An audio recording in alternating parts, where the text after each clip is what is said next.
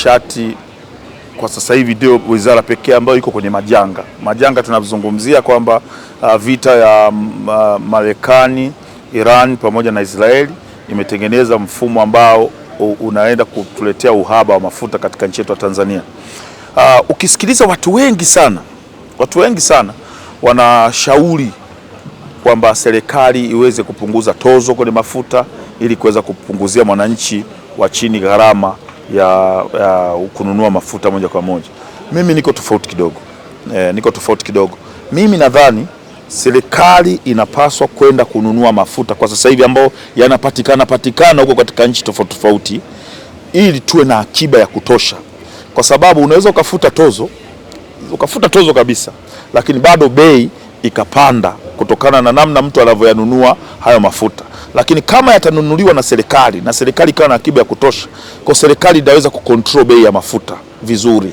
Lakini huwezi kuendelea kucontrol bei ya mafuta kuwalazimisha watu wauze mafuta bei chini, na wakati kule wanapoyanunua wao au wanapoyatoa wanayatoa kwa bei ya juu. Kwa mimi nashauri badala ya kukimbilia kupunguza tozo, serikali hizi tozo ambayo inatoza ingeenda kununua mafuta, kwa sababu hii inaonekana hii vita inaweza ikaenda muda mrefu. Kwa kuna muda itafikia kweli ulipunguzia watu tozo ili watu wawe na hela, lakini watu watakuwa na hela alafu watakuwa hawana mafuta. Hiyo ndio itakuwa mbaya zaidi.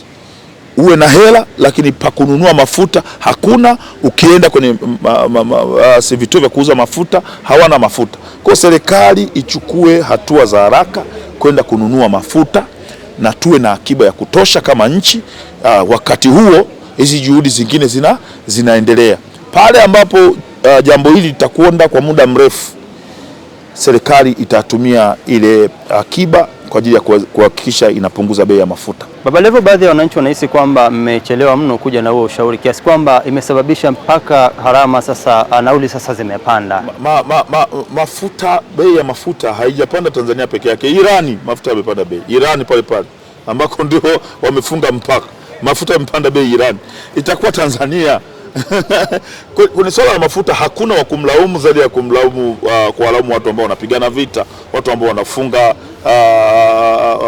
wanafunga mlango ambao meli nyingi zinapita karibia 20% ya mafuta ya duniani yanakuja duniani.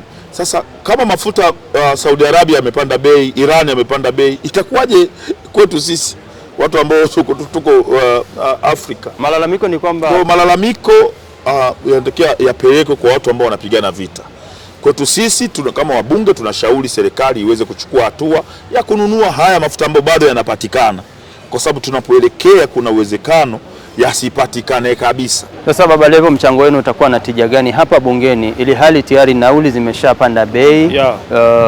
Zimeshapanda. Mchango wenu utakuwa ni wenye tija gani kwa wananchi? Sisi hatupigani vita. Hii sio vita kati ya Tanzania na Iran. Ni vita kati ya Marekani, Iran pamoja na Israeli. Dunia nzima biashara zimepanda bei.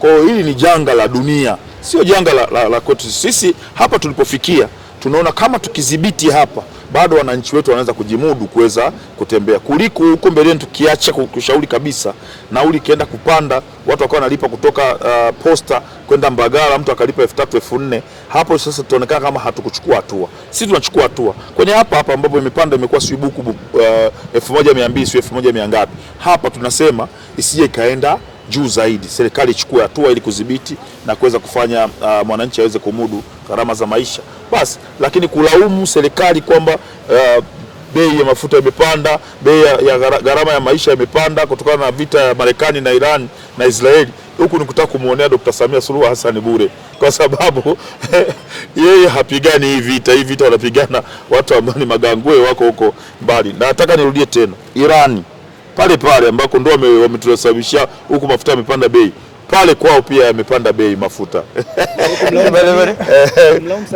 Kumlaumu Samia ni kumuonea bure. Kwa swala la kupanda bei ya mafuta au kupanda bei za nauli ni kumlaumu Dr. Samia Suluhu Hassan, rais wetu, ni kumlaumu bure. Lawama ziende kwa magangwe wanaopigana huko Trump